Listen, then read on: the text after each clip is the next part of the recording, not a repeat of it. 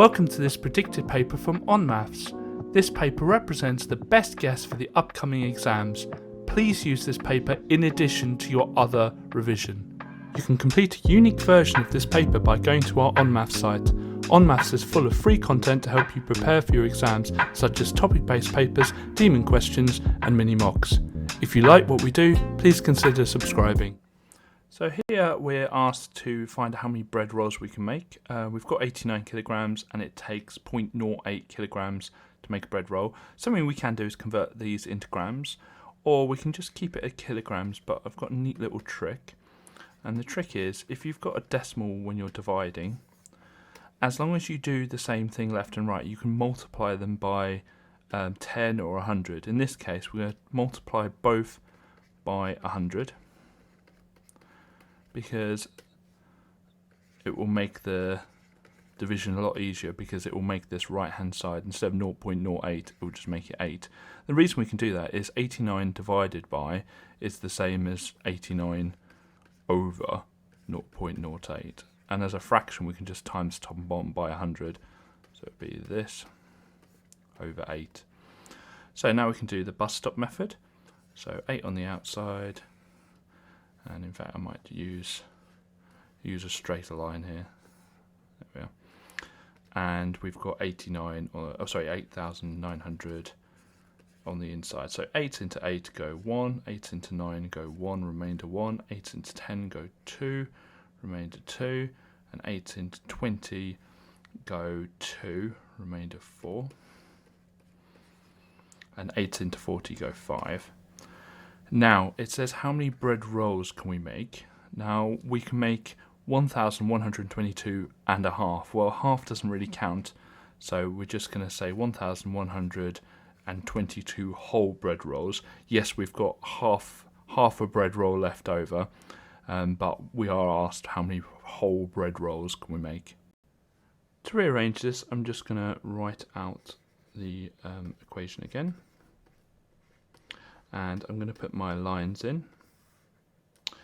Okay, so the first thing I'm going to do is try and make the x positive, because we're looking to make x the subject of the formula, which means we need it to be x equals. So what I'm going to do is just add x both sides. So we've got x plus m equals 10.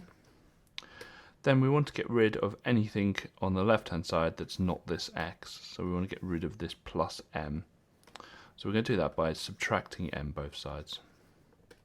So we've got x equals 10 minus m. So our answer is 10 minus m. X equals 10 minus m. So it's really important, first of all, we make clear about how we convert things. So if I've got a unit in kilometers and I want to convert it into meters, then we know we just times it by 1,000. So 2 kilometers is 2,000 meters. But if I have something in kilometers squared and I want to convert it into meters squared, I actually times it by 1,000 squared, which is 1,000 times 1,000. Okay, so I'm actually timesing it by not 1,000, but 1,000 squared. So that's another 3 zeros. You can see here that that's a million. So we times it by 1,000,000. So 13 kilometers squared is going to be the 13, and then it's going to be times by 1,000,000. So 1, 2, 3, 1, 2, 3. So it's going to be 13 million. Now, it says here the farmer must pay 1 pence tax for every metre squared. So this is going to be 13 million metres squared. And so that's going to cost him or her 13 million pence. But the answer is going to be in pounds, so we just need to get rid of 2 of the zeros at the end. So it's going to be 13, 1, 2, 3, 4. So it's going to be £130,000. On a scatter graph, an outlier is a point which doesn't fit the pattern. And as we can see here, all of these coordinates fit kind of a nice line going down there. So they all are showing a trend, but we've got this point here that's nowhere near that trend at all, and that's what we call an outlier. So we know that these are going up in 2s, so this will be 28. So the x coordinate will be 28, and this will be 19. So our coordinate will be 28, 19 for our outlier. So we know that 171 is 3 times 3 times 19. And what we do is we just compare 171 with 342. And we know that 171 times 2 is 342. So therefore 342 will have the same prime factors as 171, which is 3 times 3 times 19, but it will also have a times 2 in there. So the answer will be 2 times 3 times 3 times 19. So for this question, what we need to do is factorise 4t plus 6. Now factorise means put it into brackets. So if I try, what I can do is I can actually put a 1 on the outside here. So 1 times 4t plus 6 is 4t plus 6, but the question clearly states that it is higher than 1. So we need to find another number that's higher than 1 to factorise this with. So if we look at 4t and 6, well, they're both in the 2 times table. So I can put a 2 on the outside here. 2 times 2t is 4t, and 2 times 3 is 6. So what we can do is we can just check that out with smiles and rainbows. Put all my times down there to remind me to times it. So 2 times 2t is 4t, 2 times 3 is 6. So that works because that is the same as this in the question. So we know that 2 times 2t plus 3 works. In fact, it's the only one that works with it being an integer. So we therefore know that the known side, because it says it's a known number, is 2. And the other side will be 2t plus 3. And then when you multiply them together, you get the area of 4t plus 6. So our answer, because it says the length is the known number, so that's the length, then we're finding the width, which is this one here. So it's 2t plus 3. Whenever you have north lines, they will always be parallel. So what we have here is we have a straight line going through 2 parallel lines, which are our 2 north lines. And therefore this angle here is going to equal this angle here. And the reason for that is that the 2 angles are alternate, they're z angles.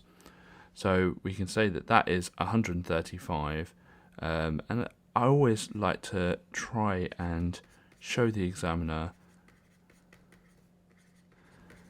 the reasons. So that's because it's alternate angles. And we know also that angles on a point add up to 360. So this red angle represents the bearing of A from B. And so to find this angle out, what we're going to do is just 360 take away 135. And the reason for that is angles on a point equal 360 degrees. And when we work that out, we get the answer of 225. So our bearing is 225 degrees. The important thing to realise in this question is that we know a female has been selected. So we can just basically get rid of all of this part of the frequency tree because it's not relevant, because we know a female has been selected. So there's 29 females altogether, and we're looking for the probability that the female chosen at random picked action. So it's just simply 16 over 29. So in this question, we basically need to add the 2 3/4 and the 2 2/5. So we're going to do 2 3/4 plus 2 2/5. Now, if I just rewrite this, 2 3/4 can be written as 2 plus 3/4 plus 2 plus 2 1/5, or 2/5. So we can add the 2 2's together to make 4. And then all we need to do is add the 3/4 and the 2/5. So when you add two numbers with different denominators, what we need to do is get the common denominators. And We do that by just quickly writing out the 4 and the 5 times table and seeing what the first number in both their times tables is. 16, 20, and 5, 10, 15, 20. So that's 20. So we need to get the bottoms of the fractions to 20.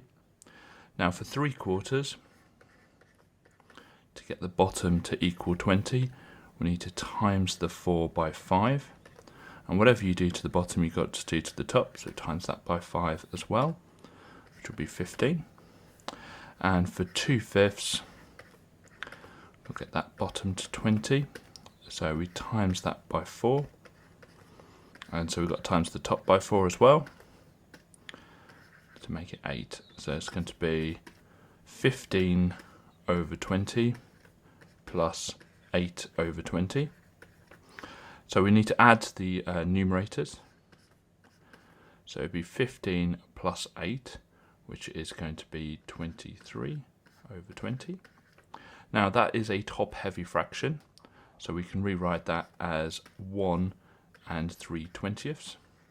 And we can add the 4 and the 1 together to make 5 and 3/20. So the answer is 5 and 3/20. First thing I'm going to do is just draw the square out, and we know the length of it is 10x plus 10, but it is a square, so that's the same all the way around it. But we're also told that the perimeter is 440, so the perimeter is 440. So what we can do is we can work out the perimeter in algebra by multiplying 10x plus 10 by 4, or just adding up the 4 lengths that we've got.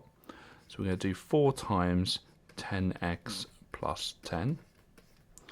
But we also know that that is going to be 440 because we're told in the question that the perimeter is 440. So put our lines in because we're going to solve, and we're just going to start by expanding the brackets, so that'll be 40x plus 40 equals 440. Then we're going to get rid of the plus 40 first, so take away 40 both sides. And so that would be 40x equals 400. And then we get rid of the 40 before the x, so we divide both sides by 40. And we've got x equals 10. So our answer is 10. So we're looking for angle DEC, which is this one here, but we can't go directly there. We've got to kind of work our way towards it. And the first thing I'm going to look at is these set of parallel lines here.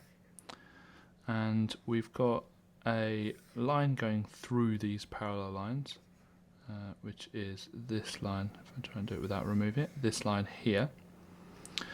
And so therefore this angle here and this angle are going to be corresponding. So this is going to be 69 degrees. So I need to write that down properly. So angle CDE equals 69 degrees because of corresponding angles. Okay. So if I know that the CDE is 69, I also will know that this angle here is 69 because they're the bottom 2 angles in a triangle. Now, when I say that, I mean when an isosceles triangle is the right way up, the bottom 2 angles are equal. So they're the bottom 2 angles in an isosceles, although the isosceles is on its side here. And we need to write that down, so it would be angle DCE equals 69 degrees. And this time it's because it's an isosceles triangle.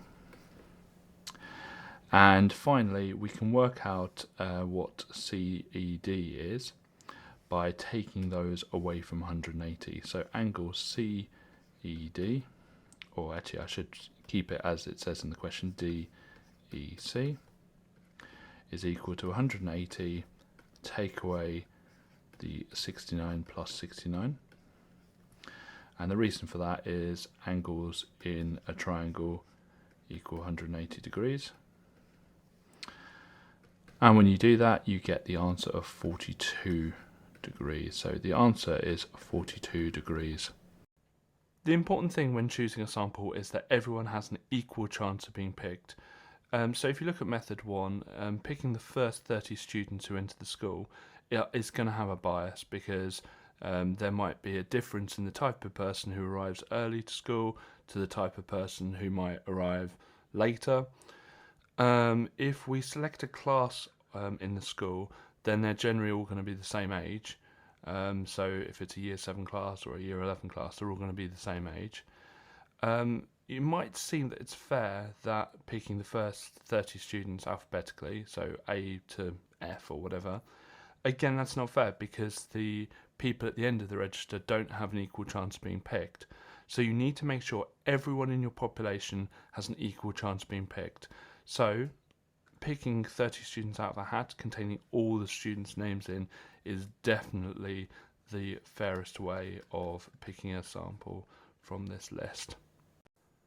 There's a 3 on the outside of the bracket, or cube on the outside of the bracket, and cube means times it by itself 3 times. So we're going to times this by itself 3 times. Now we know the rules of indices say when you times two numbers with the same base, you add the powers. So it's going to be 13 plus 13 plus 13, so it's going to be 7 to the power of 39. Now you might notice that actually there's a quicker way of doing this. All we need to do is times the powers, which will also equal 7 to the power of 39. So for this question we need to understand the different types of graphs from different functions. So if we have a reciprocal graph, it looks something like this and like this. It could be the other way around and it could be distorted, but it basically goes down to a point along here. It goes to infinity and it goes to infinity along a point over here, and obviously those positions could change. Then we've got a linear graph. A linear graph is just any straight line, so just any kind of straight line, either up or down, and this doesn't look like either of those. Then we've got a exponential graph. An exponential graph just starts really small and then just really increases like that and just keeps going up. And here we kind of have that, obviously the other way around, it starts going down, but here it's actually going up, so it can't be a reciprocal graph. So the graph that this is, or could be, is a quadratic graph, because it's a nice U shape, so if we carry this on, it could be a nice U shape. It could also be a cubic graph as well, so it could go up and then down and then up, and that's a cubic graph. But the most obvious one is a quadratic graph. So quadratic function. There's a very specific way to draw an angle bisector, and you start off with a pair of compasses and put the point on B and then draw an arc from B. And it doesn't matter what the distance is, as long as it's kind of roughly maybe halfway between A and B. It doesn't matter what the distance is. And then at the 2 points, so here and here, that our arc intersects line AB and BC, we're going to draw another arc up here. So I'm just going to show you because it's normally easier. So an arc over here, and I'm going to do an arc from the other one over here. Then what I'm going to do is I'm going to join where the two lines join with where the two arcs join, and that is how you do an angle bisector. All of the arcs leave on the diagram because they are going to get you the marks. Arcs for marks. So to make estimates from a scatter graph, we've got to first of all draw a line of best fit, which would be something like this. And what we'll do is to find estimate of test score B, given the fact they got 25 on test A, means that we would draw a line up from test A at 25, should be here, and then across, and that's how we would make the estimate. But look at where that is hitting our line of best fit. It's hitting it here. What do you notice about this position here? Well, all of our data is down here. We don't know whether this trend continues up at this point here. We have no idea. For instance, if you were to plot a scatter graph of height against age, we would see it would increase like that, but that line doesn't continue on forever. Like, you're not a 10-foot giant at the age of 30. You do slowly stop growing, and so we don't know whether the trend continues. So we call this extrapolation. So we say that the data has been extrapolated, and what that means is it is probably not accurate. So when you have the data outside the range of the data, when you have a prediction, outside the range of the data, we say it's probably not accurate. If it was inside the data, we would say it's interpolated, and that's actually quite accurate. So when we're asked to find the position, we're basically finding out what n is, and we're told that the sequence has a 39 in it, and we're finding the position of 39. So we're going to equal the nth term to the 39 and solve it. So we're going to put in our solving lines. And the first thing we're going to do is take away 15 from both sides, because we want n on its own. So we get 6n equals 39 take away 15, which is 24. Then we're going to divide 6 both sides. And so we get n equals 4. So 39 is the fourth term in the sequence, and you could write it out. You could put n equals 1, n equals 2, n equals 3, just keep going till you get to 39, or we can do the method we've just done, which is solving it. When working out if two triangles are congruent, which means they're the same, you can either have RHS, which is a right angle hypotenuse side. You can have three sides that are the same. You can have two angles then a side, or an angle then a side then an angle, or you can have a side then an angle then a side. In this question, we have a right angle. We only have two sides, so we can cross this one out. And if you look, that the two sides are next to each other, then the angle. So it's ASS or SSA. So these don't really fit. But the angle is a right angle. So we've got a right angle on both of them. We have the hypotenuse. And we have a different side that are all equal. So the proof here is RHS. Factorising is the opposite of expanding. So instead of multiplying something out of a bracket, we're putting it in a bracket. I'm going to start just by putting the bracket down. And we're going to ask ourselves, what number can we divide out of 18 and 33? And we need the biggest number we can divide out of both of them. So we're essentially looking for its highest common factor. So 18 and 33, that would be 3. And there's no letter we can divide out of both of them because 33 doesn't have a letter. Next we ask ourselves, 3 times what is 18x? Well, 3 times 6 is 18. 3 times 6x will be 18x. Then we ask ourselves, what times 3 is 33? And that's obviously going to be 11. And you can expand that. 3 times 6x is 18x. 3 times 11 is 33. So we know we've got the right answer. So our answer is 3 brackets 6x plus 11. So Pythagoras says that a squared plus b squared equals c squared. And the c is the one opposite the right angle. So I'm going to label this a and b. So it would be 5 squared plus 12 squared equals c squared. 25 plus 144 is equal to c squared, and then 25 plus 144 is 169. And then we're solving to find out what c is, and we're just going to square root both sides. So square root of 169 is 13, so c is 13. So we're going to first of all work out where 9 is on the y-axis. Well, we've got 8 here and 10 here, so 9 will be halfway in between. And what we're going to do now is just draw a line across at 9, and then wait until it hits the line. And then we're going to draw a line down, and you can see here that x is 1. So our answer is that x equals 1. To go from meters to centimeters, we obviously times by 100. But to go from meters squared to centimeters squared, we times by 100 per dimension. Now, whenever we talk about things in meters squared, we're talking about areas which have 2 dimensions. So we times it by 100 squared.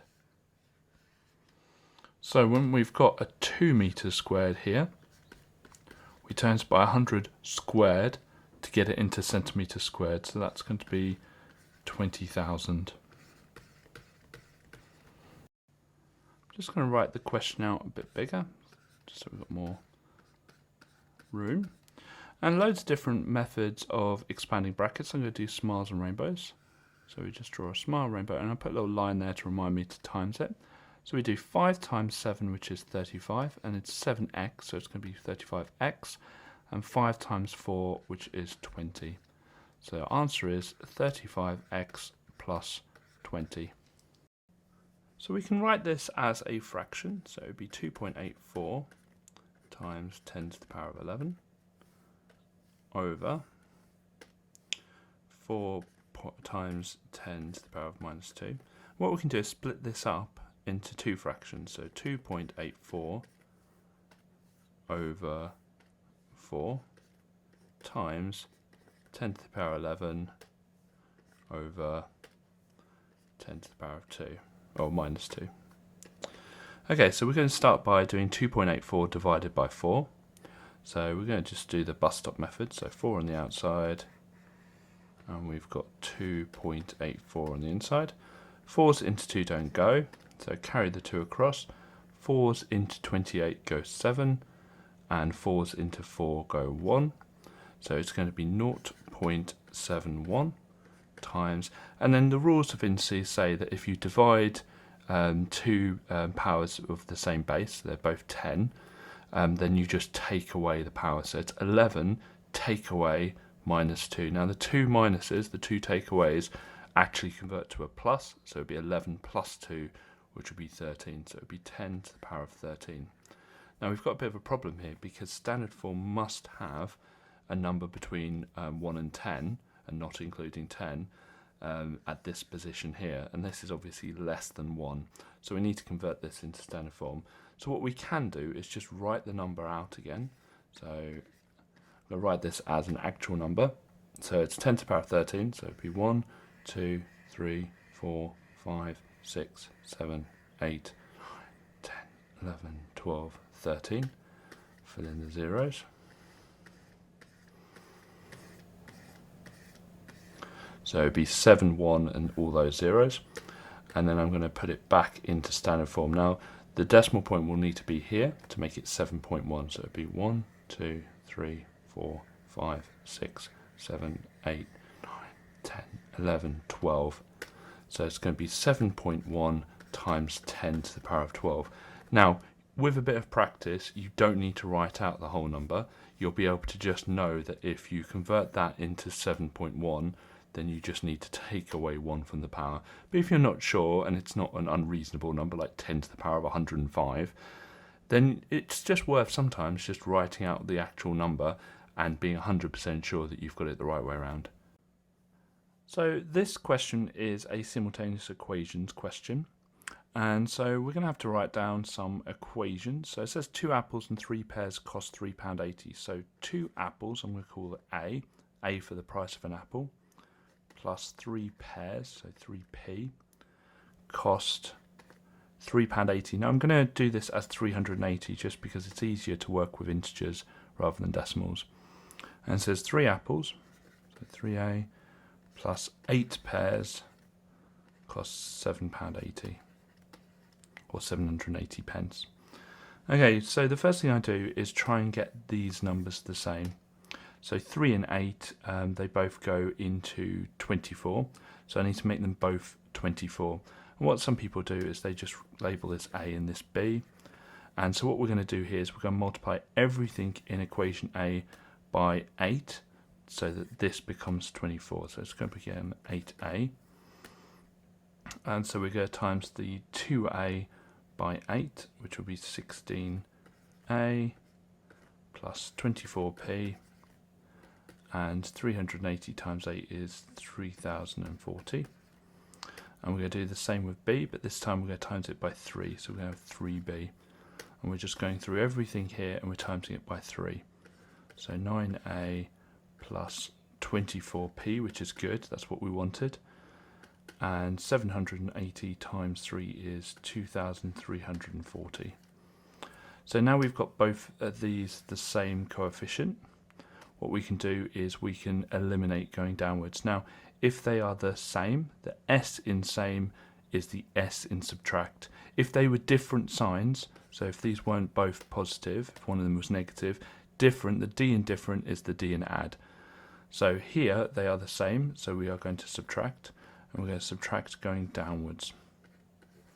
So we're going to start off by doing, and I can just do a little line here to show what we're doing. So we're subtracting going downwards, and we're going to do 16a take away 9a, which will be 7a. 24p take away 24p, which is nothing, which is why we did that, is to eliminate them.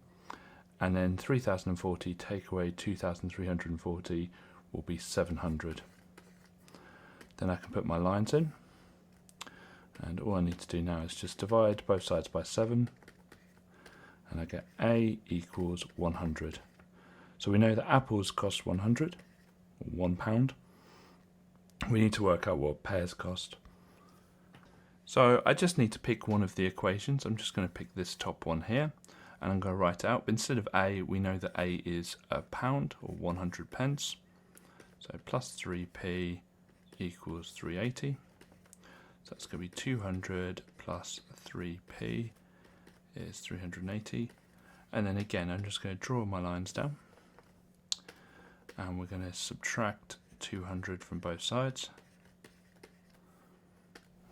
So it's going to be 3p equals 180. And then we're going to just divide by 3 both sides. And we've got p equals 60. So a pear costs 60. Now we can check this by using the other equation there. So 3 times 100 is 300, plus 8 lots of 60 is going to be, what's that, 480? So it's going to be 780. So we know that we've got it right. First thing we notice is that there is a square here. So we can work out what this length is going to be. It's also going to be 40 centimeters. And whenever we're working out the area of a shaded area, we're normally working out the area of two shapes and subtracting one from the other. And this question's really no different. So we're going to start off working out the area of the square. And all we need to do now for that is 40 times 40, which will be 1,600 centimeters squared. I normally only put units in our answer. The next thing we're going to do is work out the area of the circle, but to do that we need to work out what the diameter of the circle is, and if you notice that the diameter of the circle is just 40 degrees. It's the same as the width of the square, or height of the square. So if the diameter is 40 degrees, the radius would be 20 degrees. So for the circle, for the area of the circle, we're going to do pi times the radius, which is 20 squared, and 20 squared would be 400, so this will be 400 pi. This question's asking us to leave it in terms of pi, so we're going to do that. Now next we're going to work out the all of the corners, so that includes these 3 here and this one. So I'll say, like, I don't know, 4 corners. Just try and explain to the person marking my exam what I'm doing. And to do that, we're just going to do the square take away the circle. So 1,600 take away 400 pi. Now we can't actually do anything more than that. That is our answer. So it's just, we just leave it at that. And to work out just the shaded bit, which is this bit here, they are 4 equal amounts that we've got for these corners. So just one corner, which is the shaded bit, will be the 4 corners divided by 4. Now we've got a kind of fraction here. We can divide all of the terms by 4. So that will leave 1 at the bottom, 100 pi here, and this will be 1600 divided by 4 is 400. So we're just cancelling the fraction, and actually we leave it as 400 minus 100 pi, and that indeed is our answer. You can't simplify that any further. So this question will probably need a Venn diagram just to make it a bit easier. So I'm going to draw a Venn diagram.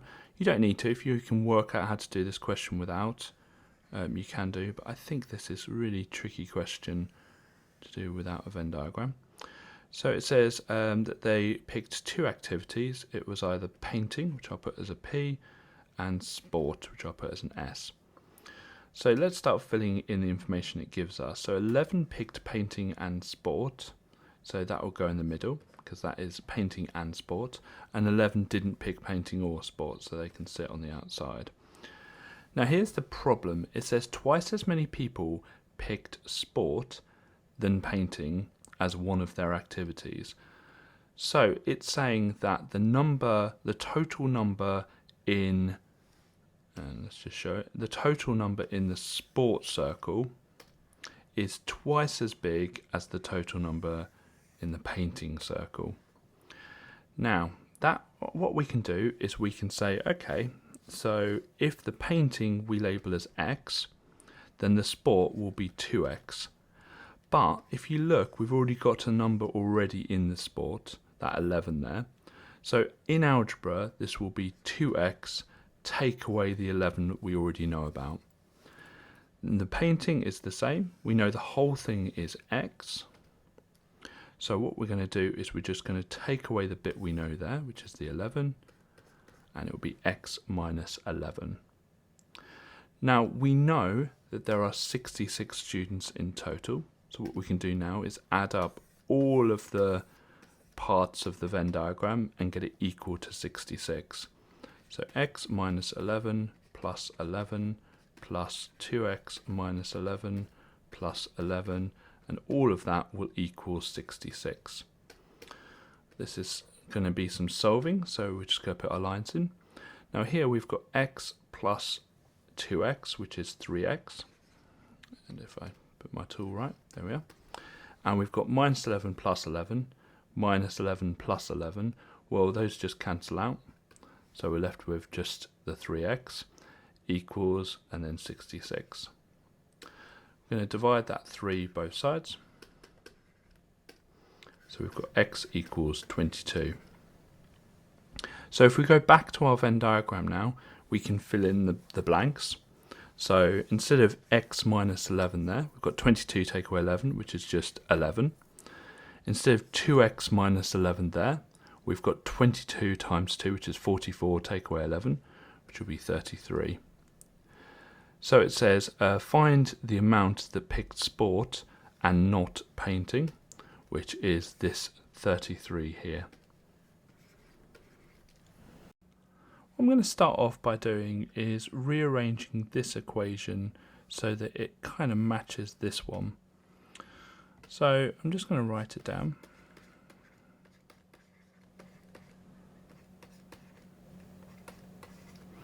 And we want the n to be minus 2. So what I'm going to do is I'm just going to put my rearranging lines in. And we're just going to add 10 to both sides.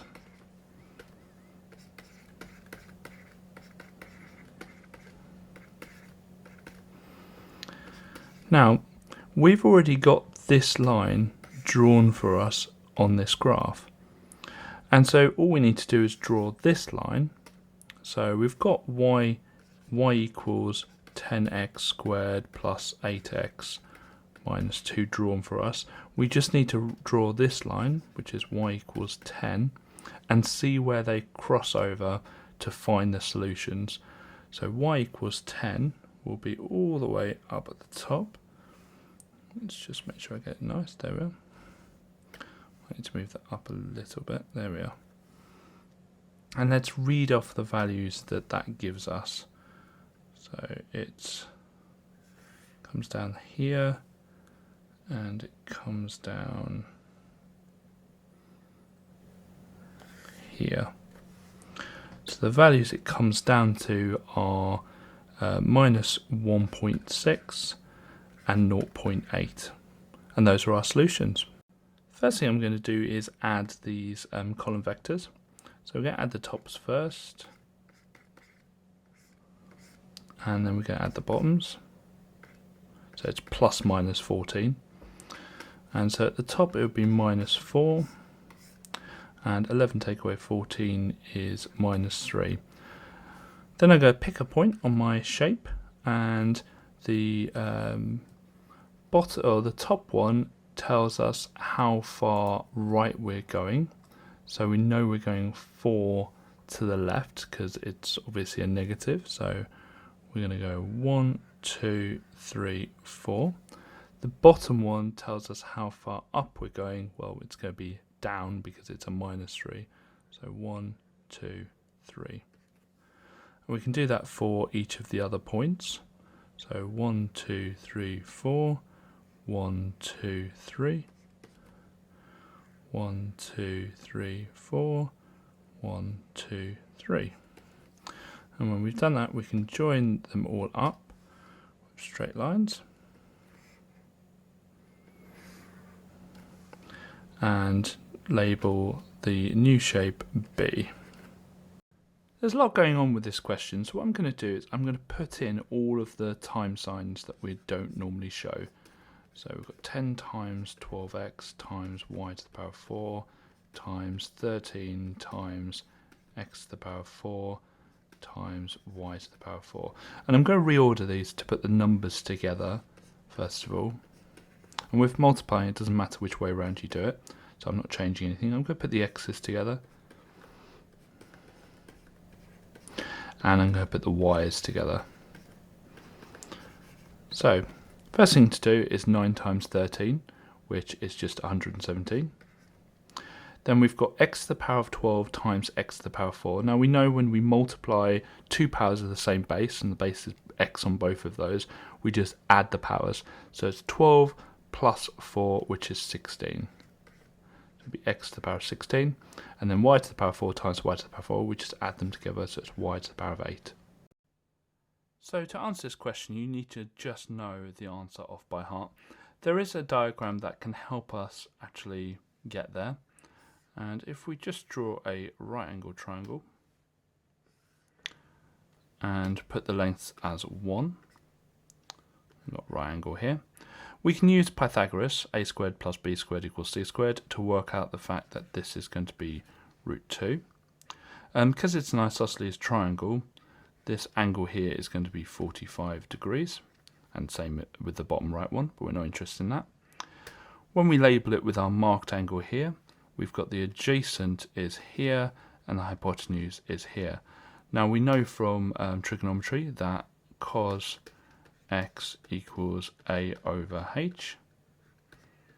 The angle is going to be cos 45, and a is going to be 1, and h is going to be root 2. Now, this is a bit of a strange one with 1 over root 2, because we need to actually be able to rationalise the denominator. And basically what that means, if you haven't done surds yet, or you aren't doing surds, is you times top 1 by root 2. And so we end up with root 2 over 2. So if you ever see 1 over root 2 is absolutely fine as an answer, but if you ever see the answer as root 2 over 2, the two are actually exactly the same. So writing 1 over root 2 is fine, or writing root 2 over 2 is also correct. So we're asked to find the vector 3a plus 2b. So we're going to start off by working out 3a. And so we just go times the top and bottom of a by 3. So that'd be 9 and 6. And to find 2b, we do exactly the same to the second one, but we're going to times it by 2. That'd be minus 2 and minus 4.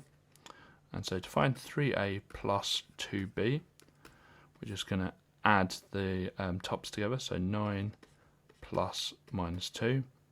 And add the bottoms together. So 6 plus minus 4. 9 plus minus 2 is 9 take away 2, which is 7. And 9 plus minus 4 is going to be 2. So the vector is going to be 7 and 2.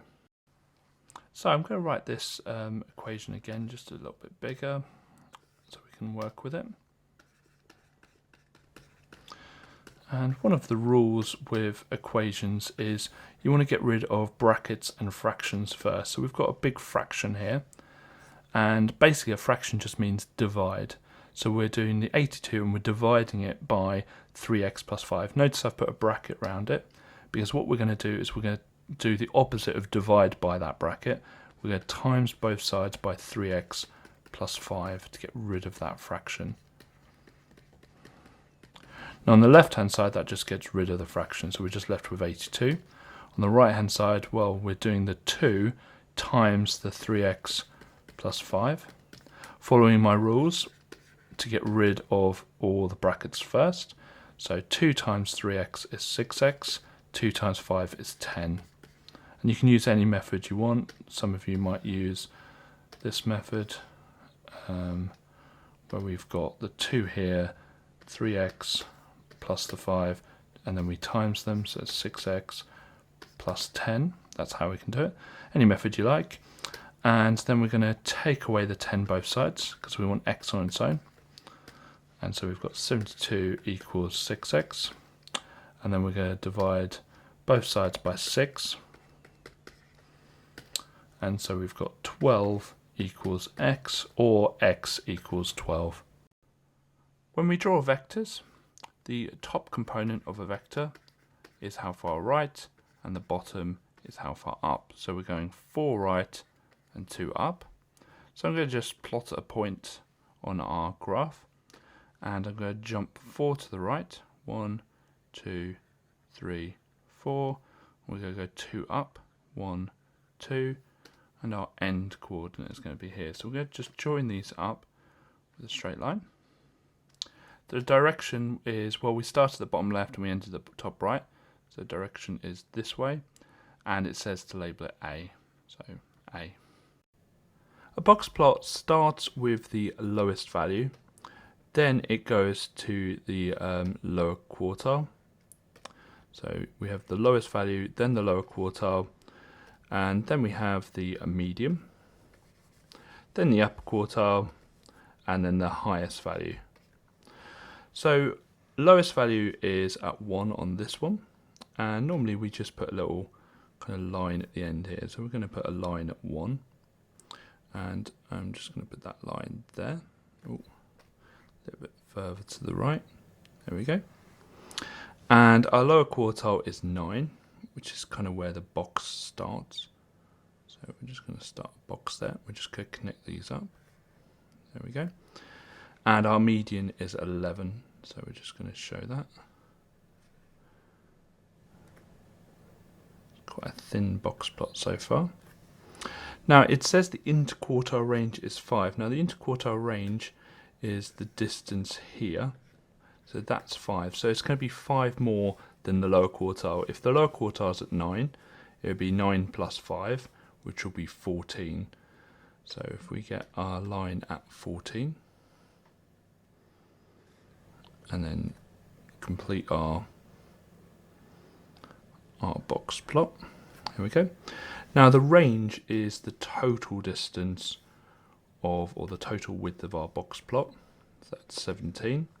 So that's going to be 17 higher than the lowest value.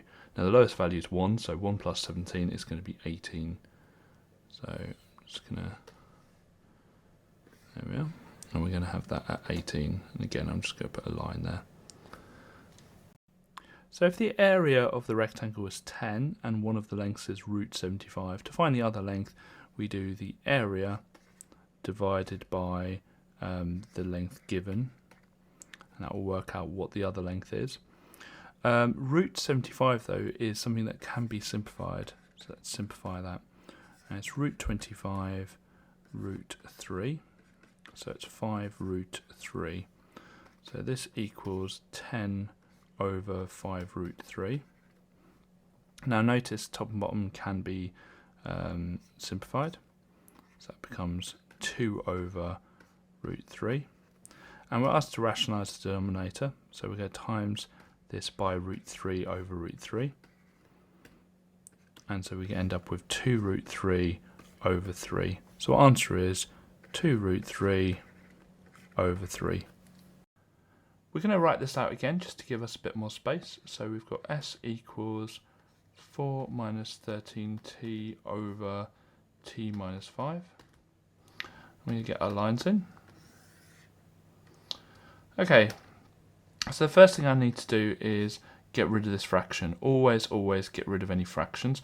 I'm going to do that by multiplying both sides by t minus 5. So we're going to end up with s brackets t minus 5 equals 4 minus 13t. I'm going to break open those brackets just by multiplying them out. So it's st minus 5s equals 4 minus 13t. And the objective here is to get all the t's on the same side. So I'm going to add the 5s and I'm going to add the 13t. So add 5s and then add 13t. And so effectively we're just moving this on the other side and this on the other side. So we're left with st plus 13t equals 4 plus 5s. Now when we've got the t's on the same side, we can factorise out the t's. So t bracket s plus 13 equals 4 plus 5s. And then we can get rid of this by dividing both sides by s plus 13.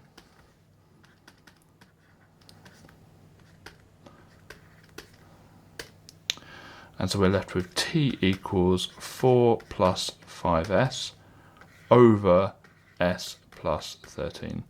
So our answer is 4 plus 5s, all of that over s plus 13. And it can be either way around, so I could have 5s plus 4 over 13 plus s, or anything like that. When asked to simplify a fraction, we need to find a factor at the top and the bottom to divide out. So with this question, we're going to start by factorising the top and the bottom. I'm not going to go into how to factorise in this video, but the top will factorise as x plus 2, x plus 4. And we've got videos on how to factorise quadratics if you're not quite sure. And the bottom will be x plus 9, x plus 4. Now it's not a coincidence that we also have an x plus 4 at the bottom, because that is the factor which we're going to divide top and bottom by. So we're going to divide top and bottom by the x plus 4, and that will get rid of the x plus 4 at the top and the x plus 4 at the bottom. It actually won't get rid of it, it will just turn it into 1, but x plus 2 times 1 at the top is just x plus 2, and x plus 9 times 1 at the bottom is just x plus 9. An exponential growth would show an increase from left to right, but the graph we've got in front of us, or the sketch, is showing it decreasing, so it's going to be a decay. The first thing to notice is that 125 is 5 cubed, so instead of 1 over 125, it would be 1 over 5 cubed. And we know that when you have a negative power, it actually turns into the reciprocal of that number. So 5 to the power of minus 3 becomes 1 over 5 to the power of 3. So n is going to be this minus 3. So we're told in the question that y is inversely proportional to the cube of x. So we can show that by y is proportional, there's proportionality, inversely, which would be 1 over the cube of x. Now, to convert that alpha, the proportionality symbol, into an equals, we need to introduce a constant to the right-hand side. So we get y equals k over x cubed. And all I've done to the right-hand side is multiplied it by k. Okay, now we need an instance where we know what y is when x is something. And here we do have that, or it should be the other way around. What y is, well, y is when x is something. So we've got y is 10 and x is 7. So we're going to feed those numbers into this kind of equation that we've made. So it's going to be 10 equals k over 7 cubed, or 10 equals k over 343. Okay. And then we're going to multiply both sides by the 343. So times by 343, both sides, to find out what k is. And I'm just going to swap them around just to give myself a bit more space. And we're going to have k on the left-hand side here. So that would be 3,430. So k is 3,430. So what I'm going to do is just rewrite this equation here. But we know what k is now. So it's y equals 3,430 over x cubed. And that actually is our answer. So if we have x equals the 0.098, 9898, blah, blah, blah, we actually want the repeating pattern to be next to the decimal point. So we're actually more interested in 10x, and so that'd be 0.9898, blah, blah, blah, blah. And we want the repeating pattern to also be in front of the decimal point. So just the digits that repeat. So if we did 100x, it would just be the 9. So we need to do 1000x. And that will give us 98.9898, blah, blah, blah, blah. And we can see here, if we subtract these now, so we subtract the left and the right hand side.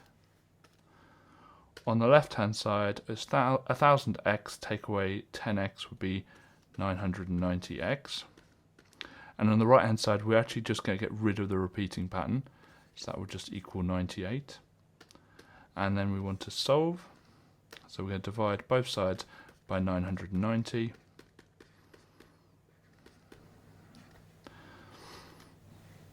And divide just means over. So we can just write it as a fraction. Now, they are both even. So chances are, well, they will definitely divide by 2.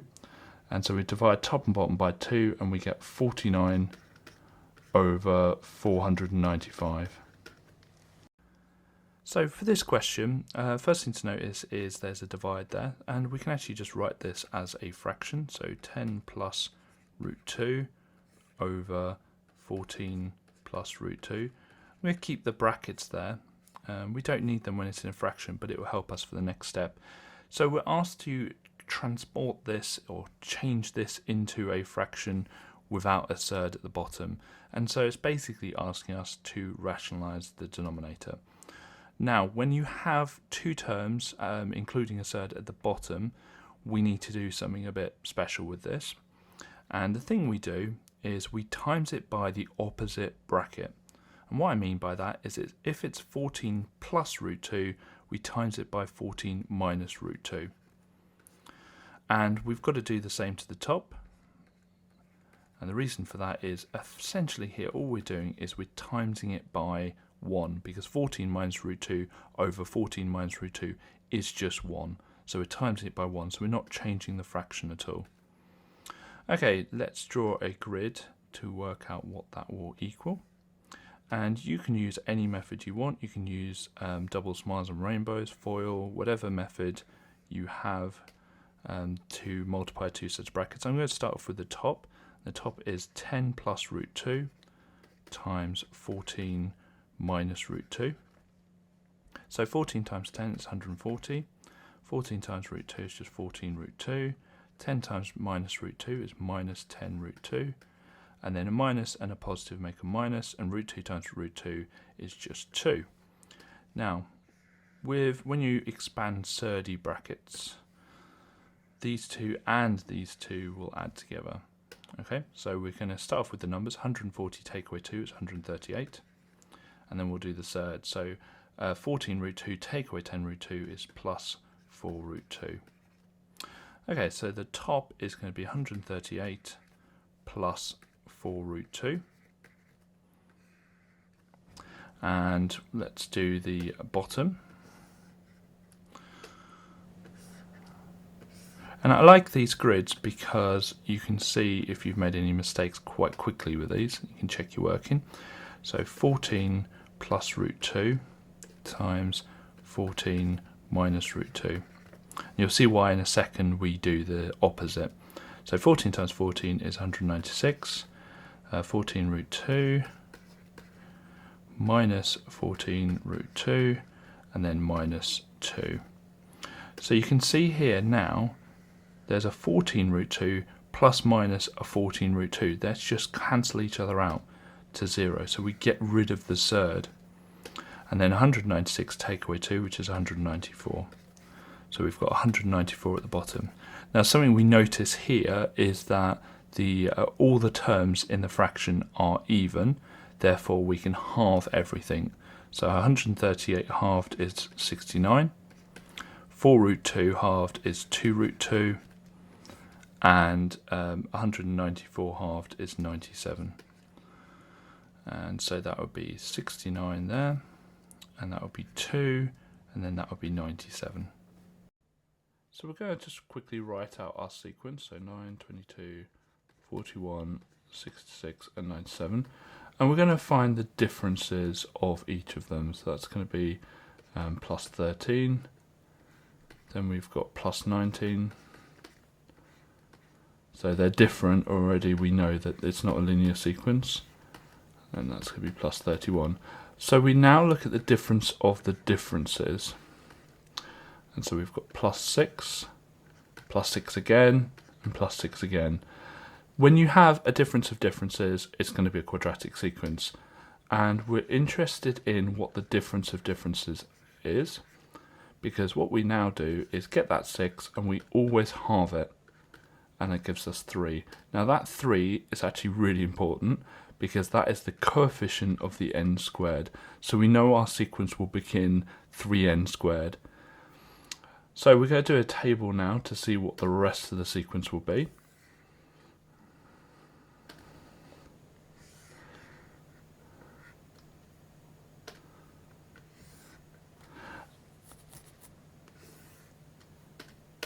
And we're going to have our term number and our sequence. So term numbers will just be first, second, third, fourth and fifth. So 1, 2, 3, 4, 5.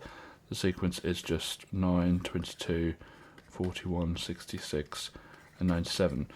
Now we know that 3n squared is part of our sequence. So what we're doing now is just removing the 3n squared bit and see what we have left over.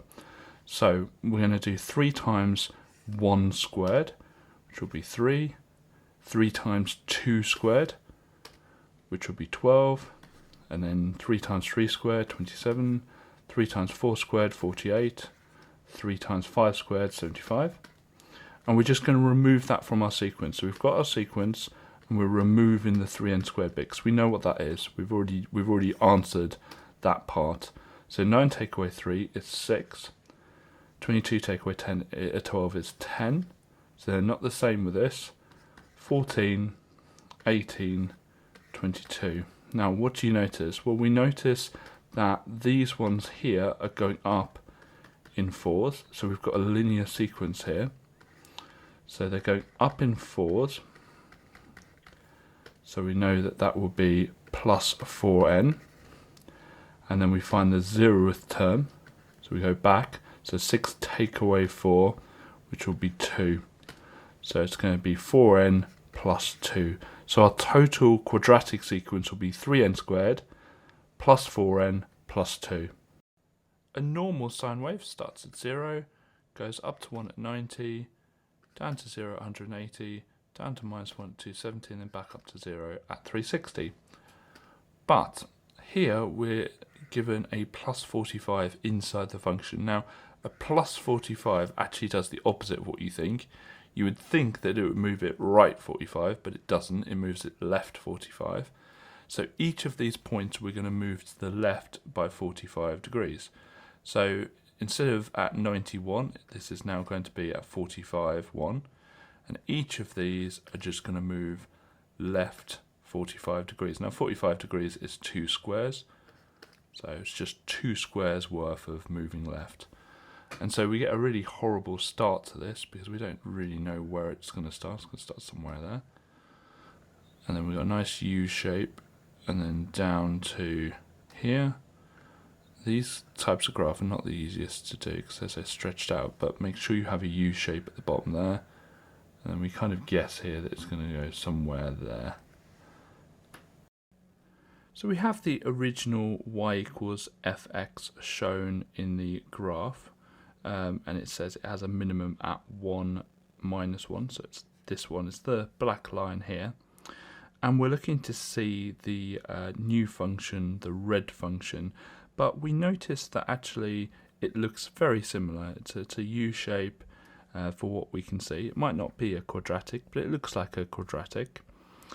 And we notice that the point at the bottom has shifted left 1, 2, 3 spaces. Now it's tempting to think that the new function will be f brackets x minus 3. That would be what would be tempting to do, but when you're looking at transforming graphs along the x-axis, it's actually the opposite of what you think. So the actual answer is f brackets x plus 3. So this one would be wrong. Here we've got a half on the outside, so our function's been multiplied by half, and all that's going to do is it's going to halve each of the y coordinates. So we've got a y coordinate here, and half of 6 will be 3. The 3 we've got here will be 1.5. The bottom of the curve here will be at 1, and you just go through and just halve all of the points on the graph. And when you do that, you should be able to draw in the graph, and it should look something like this. We'll try our best to draw it.